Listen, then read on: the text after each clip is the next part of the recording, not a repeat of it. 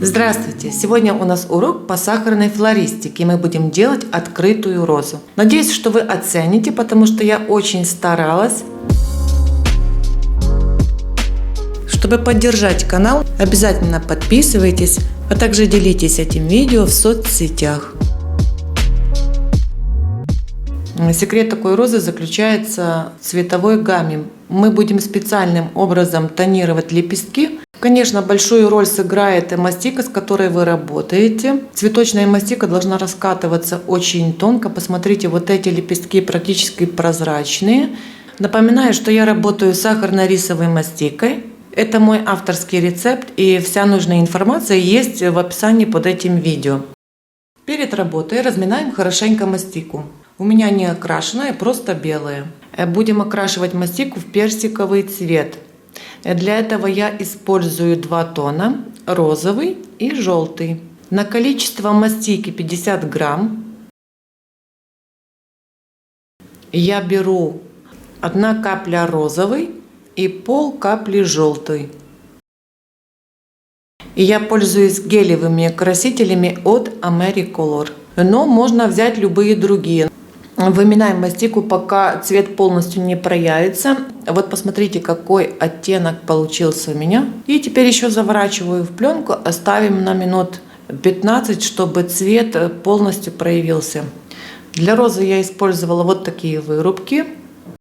Заготовила бутон, заготовку для розы. Такая заготовка делается также из проволочки и мастики, но ее нужно сделать заранее, чтобы она успела высохнуть. Берем небольшое количество мастики, немножко разминаем и раскатываем, присыпая кукурузным крахмалом. Раскатываем достаточно тонко. Я раскатывала каждую часть на все ряды розы до 1 мм. Каждый раз, когда раскатываете мастику, старайтесь, чтобы она была одинаковой толщины, к примеру, 1 мм, чтобы потом при дополнительной раскатке лепестки были одинаковыми. Берем выемку номер 1 и вырезаем 10 лепестков для первых 3 рядов.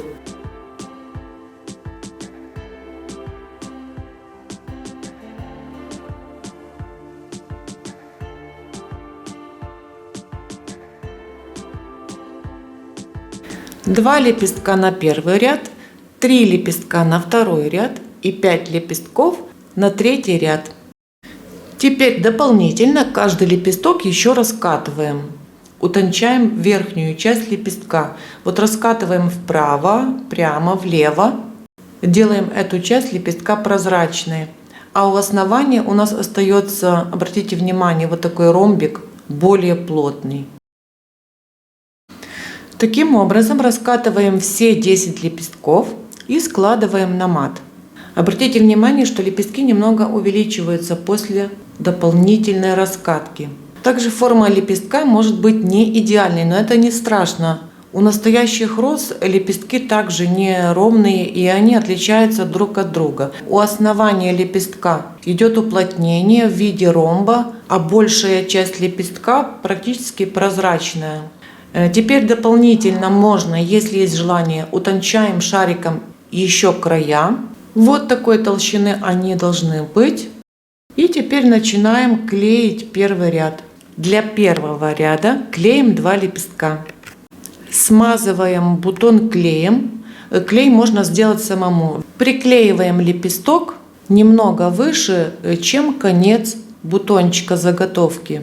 Можно взять 3-4 мм выше. Клеим только одну сторону лепестка. Переворачиваем. И теперь клеим таким же образом, но уже напротив второй лепесток. Теперь загибаем лепестки друг за другом и чуточку как бы уклоняемся вниз. Нагибаем лепесток чуточку вниз. И теперь будем наращивать воронку из лепестков. Смазываем обратно клеем и клеим второй ряд. На второй ряд 3 лепестка. Распределяем лепестки на 3 стороны равномерно по всему бутону. Приклеиваем лепесток 3-4 мм выше. Для лепестков должно быть одно направление. Если вы первый ряд загибали в левую сторону, тогда все лепестки должны загибаться в том же направлении. То есть правую сторону я склеиваю и загибаю их влево.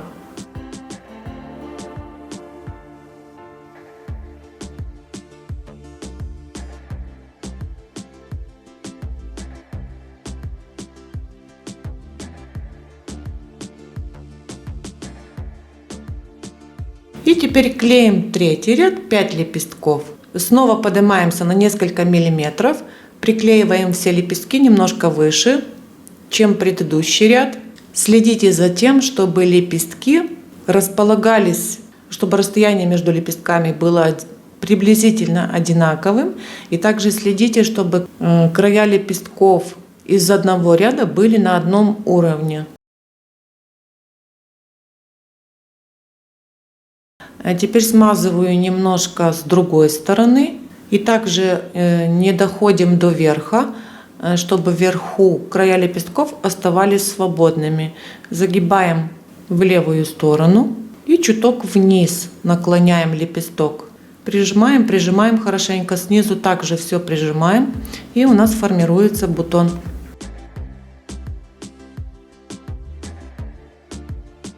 Ставим бутончик на сушку. Раскатываем снова тонко мастику и формируем четвертый ряд. Берем вырубку номер 2 и вырезаем 5 лепестков.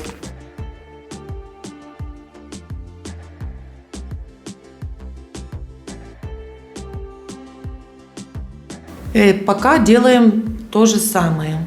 После того, как мы вырезали, раскатываем каждый лепесток так же, как предыдущие ряды.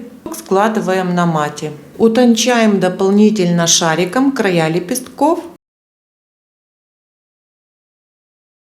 Этот ряд также поднимаем на несколько миллиметров выше и клеим лепестки так же, как предыдущие, немного выше и в том же направлении.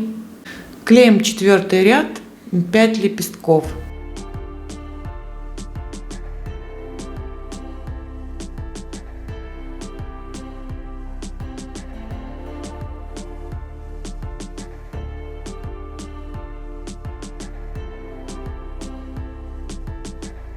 Немножко подмазываем клеем, чуток вниз, край лепестка чуток вниз, но сверху, чтобы лепесток также оставался выше, чем предыдущий ряд. Здесь нужно все учитывать и хорошенько смотреть.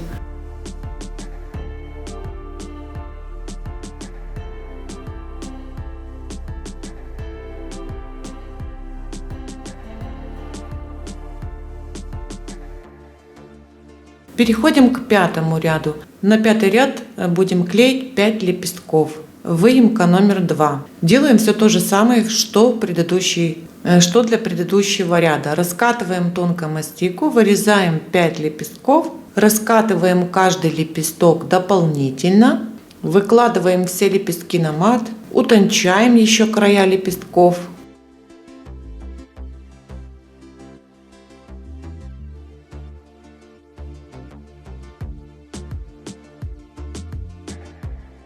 Этот ряд также поднимаем на несколько миллиметров вверх, наращиваем еще воронку и наращиваем бутон в высоту. Располагаем лепестки равномерно по всему бутону по окружности. Стараемся так, чтобы этот лепесток ложился центром на стык лепестков предыдущего ряда. Концы лепестков в этом ряду должны быть немного более свободные, чем предыдущие. Поэтому в конце берем инструментик и слегка расправляем, чтобы лепесточки были свободными вверху, больше открытыми, чем предыдущие. Вот с этого ряда уже начинаем открывать понемножку нашу розу. Переходим к шестому ряду. На шестой ряд будем использовать уже вайнер и начинаем тонировать лепестки. Раскатываем тонко мастику и вырезаем 3 лепестка. Используем выемку номер 2. Закладываем в вайнер и наносим структуру.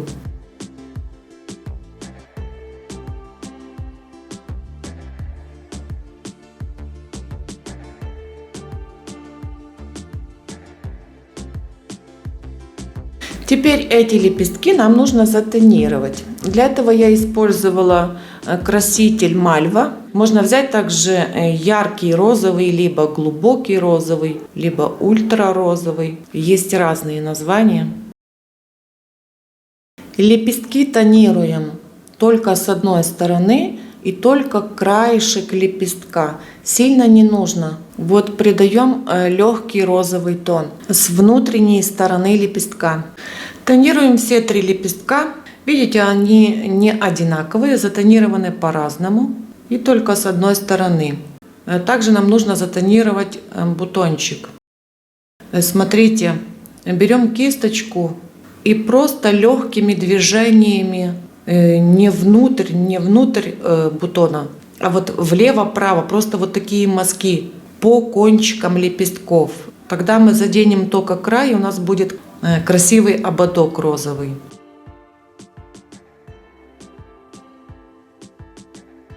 Вот так приблизительно он выглядит.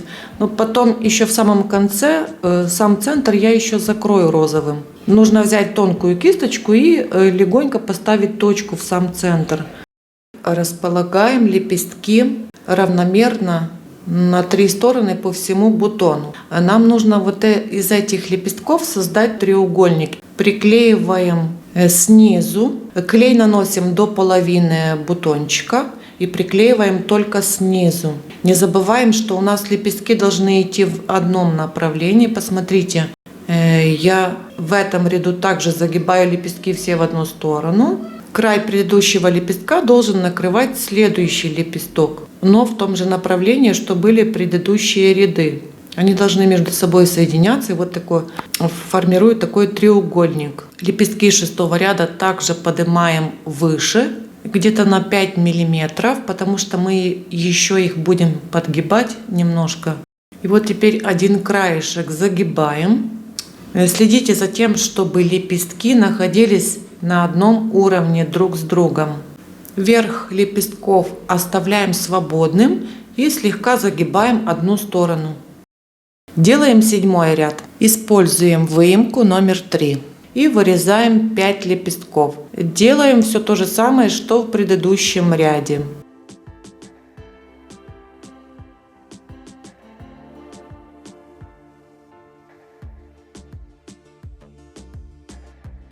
Теперь еще утончаем дополнительно края лепестков.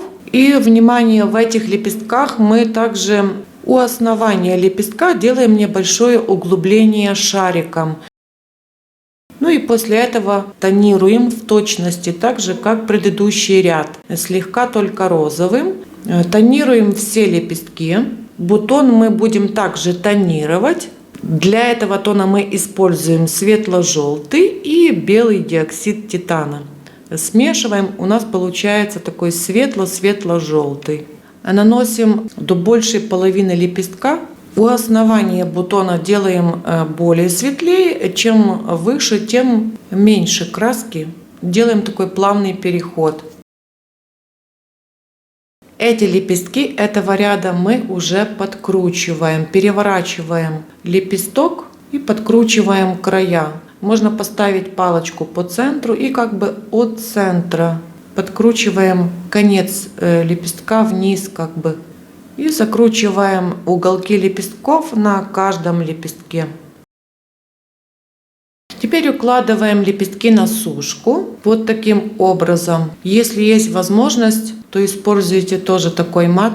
Конец лепестка я ставлю на возвышение. Основание лепестка ложится у нас на углубление. Получается как бы такой изгиб, как у лепестка розы. Вместо такой сушки можно использовать ложки. Загнутые уголки лепестка идут вниз. Вот как оно ложится. Вниз должны. Нужно их оставить минут 15-30, чтобы они немножко подсохли и зафиксировались вот в таком положении. После того, как лепестки немного высохнут, можем клеить 7-й ряд. 7-й ряд у нас идет на уровне предыдущего ряда, либо чуточку ниже. Клеим лепестки, не забываем, в том же направлении. Они уже, видите, у них форма уже зафиксирована, их даже легче клеить. Клей наносим в самой нижней части бутона, чтобы верх лепестков оставался уже свободным.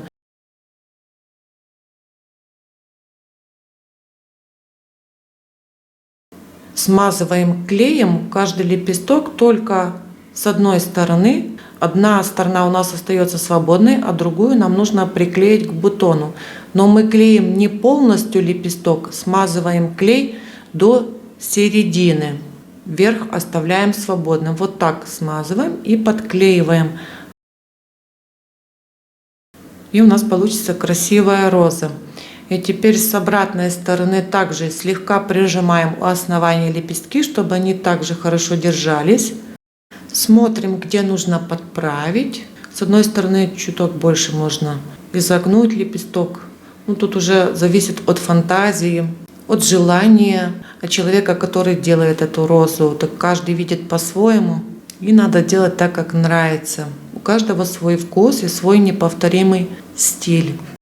Так, и переходим к последнему 8-му ряду. Для этого ряда вырезаем 5 лепестков, выемка номер 4. Делаем все то же самое, что в предыдущем ряде.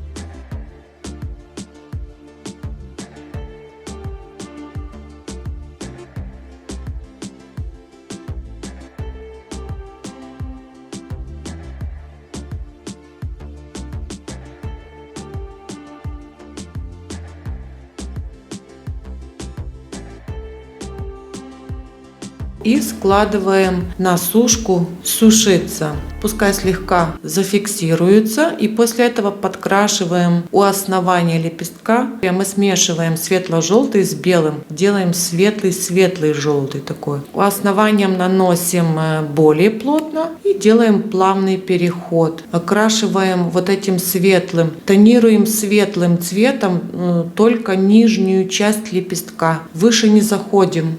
Вот так лепестки должны выглядеть. И также тонируем нижнюю часть розы. Тоже светлым тоном, так же как в прошлый раз. И после этого клеим последний ряд. Смазываем клеем только у проволочки в нижней части розы. Приклеиваем лепестки друг за другом. А тут уже основание лепестка клеим прямо возле проволочки. Закрываем весь бутон. Не забывайте, в каком направлении вы клеили лепестки. Последний ряд также в том же направлении мы идем.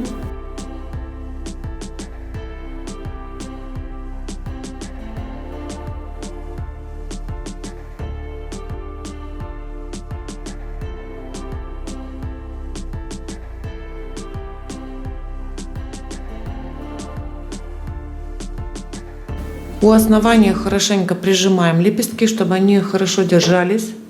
И оставляем на некоторое время в таком положении, чтобы цветок подсох. На 30 минут, на час.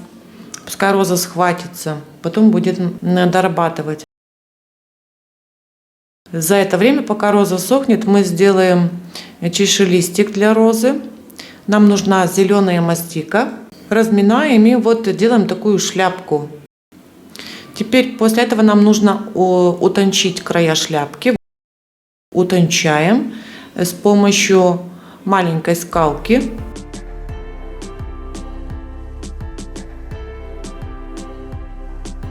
Берем вырубку пятилистника и вырезаем.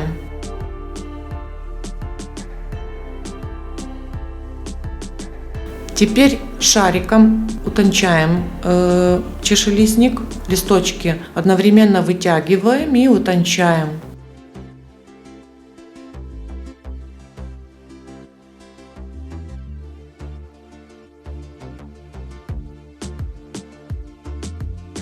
После этого слегка можем подкрасить. Здесь использовала оливковый и терракотовый. По центру наношу немножко оливковый.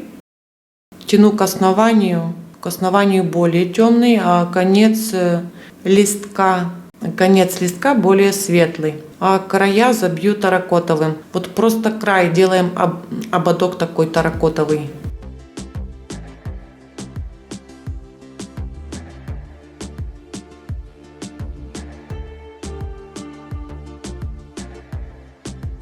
Наносим тот же светлый желтый на бутон, на низ розы, осветляем перед тем, как чашелистик туда приклеим. И просаживаем по центру чашелистик сквозь проволочку. Протягиваем, приклеиваем. Теперь убираем всю лишнюю мастику. Здесь ее слишком много. И делаем такой плавный переход от проволочки к основанию чашелистика. Кстати, проволочку также потом можно подкрасить, подобрать тот цвет, который у чашелистика. После этого можно еще оставить розу до полного высыхания. Но лучше всего оставить на сушку вот в таком положении, вверх тормашками. Вот такая роза у меня получилась. Честно говоря, она мне очень нравится. Я люблю такие нежные розы. И здесь тональность сыграла свою роль. Роза выглядит очень эффектно. Таким же способом, как я вам показала, можно делать более темную розу. Вот такой вариант, к примеру. Надеюсь, что это видео было для вас полезным. Я очень старалась. Пишите в комментариях свои замечания, свои вопросы, если есть. Ну, в общем, как обычно. Напоминаю, что вся нужная информация есть также в описании под видео. Говорю всем пока. Буду готовить следующий выпуск. До встречи!